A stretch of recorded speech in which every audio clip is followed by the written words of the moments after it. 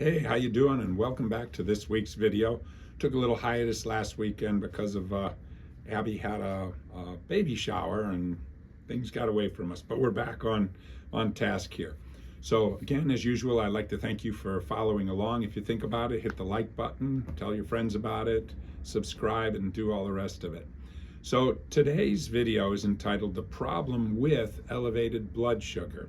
This is a little lengthy, so I'm going to read it so I don't miss anything here. All right, so the other day, just to show you how long ago I write these, the other day after the election, I heard someone complaining about how the world was going to end as a result of how the election turned out. As I listened to this person lament, I heard them say something that really grabbed my attention, and that was something to the effect that now affordable health care would no longer be available, and we were going to have to take care of ourselves. Wow. Like this was the government's responsibility or whatever. I don't know. It really floored me. And the reason is that if anybody's ever listened to any of my videos or my blogs or anything else, they know where I stand on taking care of yourself. And in fact, there are tens of thousands of scientific papers that are presented each year stating that the treatment for almost all the nasties that might wipe you off the face of the earth is lifestyle changes and self-management and self-discipline. That's the treatment.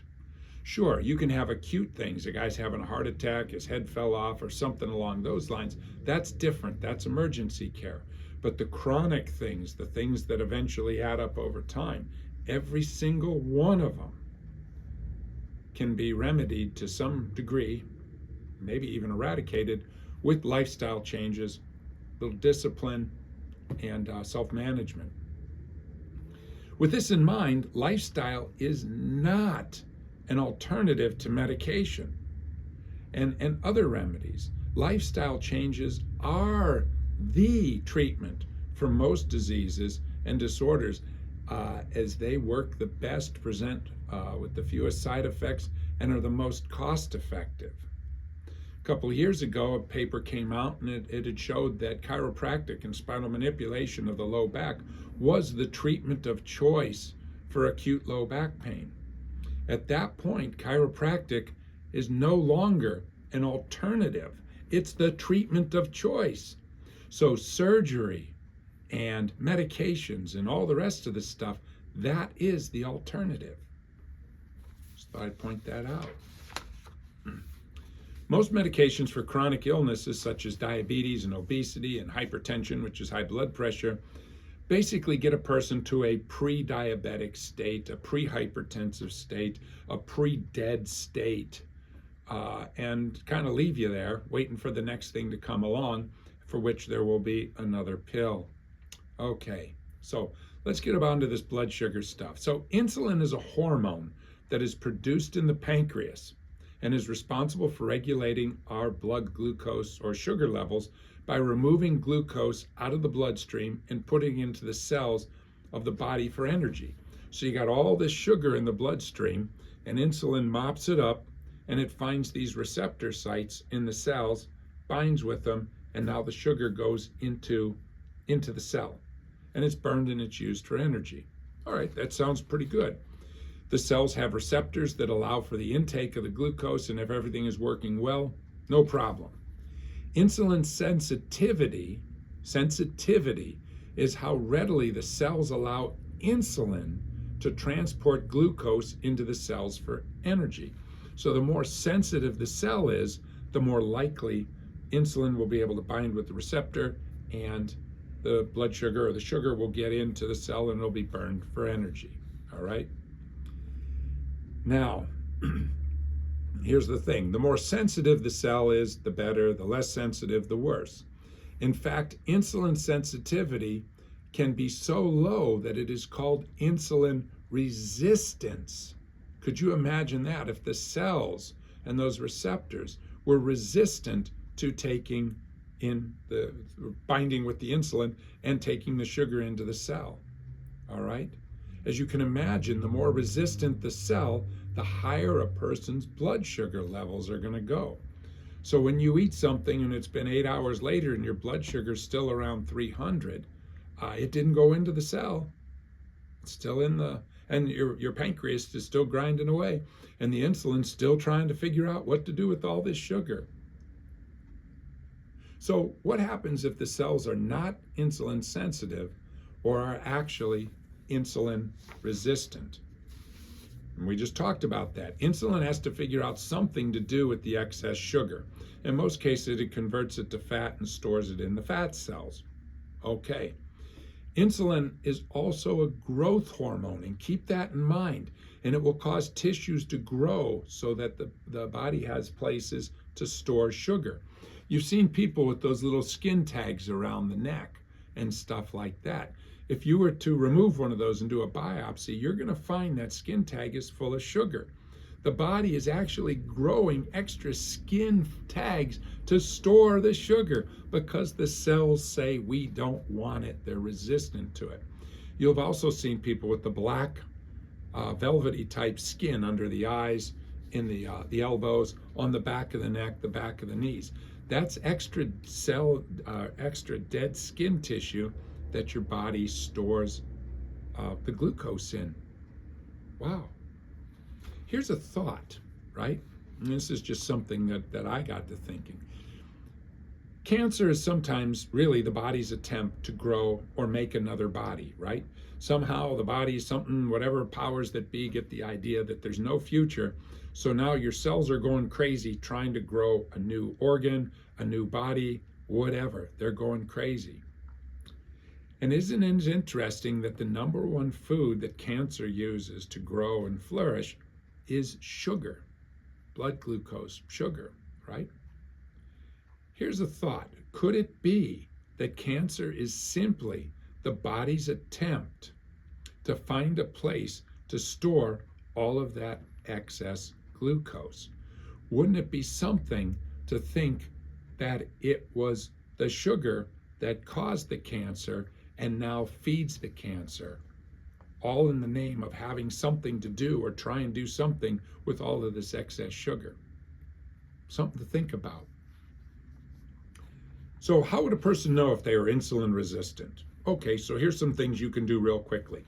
You can take a tape measure. If you're a man and your waist is 40 inches or greater, you're insulin resistant. If you're a woman and your waist is 35 inches or greater, you're insulin resistant, right? Those those skin tags we talked about, the dark velvety skin, back of the neck, around the face, in through here, elbows, knees, and stuff like that, you're insulin resistant. If your blood pressure, sound like Jeff Foxworthy, you might just be insulin resistant if your blood pressure is 130/80 or more. Wow, that's pretty intense. Now, if you really want to know and you don't have any problem with needles, there's a thing called HOMA, HOMA-IR,